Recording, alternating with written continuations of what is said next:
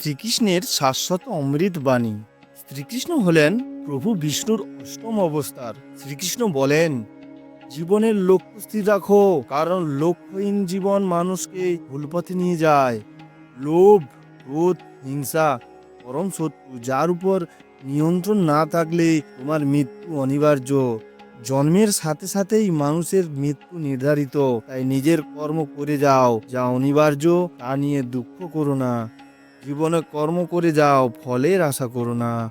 সময় হলো সর্বশক্তিমান, তাই কখনো সময় নষ্ট করো না। যা হয়েছে তা ভালোই হয়েছে, যা হচ্ছে তা ভালোই হচ্ছে, যা হবে তা ভালোই হবে। তাই ভবিষ্যতে কি হবে তা নিয়ে ভেবে কোনো লাভ নেই। বর্তমানকে নিয়ে আনন্দে বাঁচতে শেখার চেষ্টা করো। জীবনে অমরত্ব পেতে সম্মান অর্জন করতে শেখো, কারণ জীবন ক্ষণস্থায়ী, কিন্তু তোমার অর্জন করা সম্মান চিরস্থায়ী।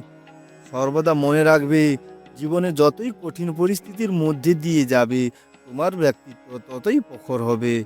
ক্রোধ বুদ্ধিকে গ্রাস করে, লোভ মনুষ্যত্বকে গ্রাস করে, চিন্তা আয়ুকে গ্রাস করে।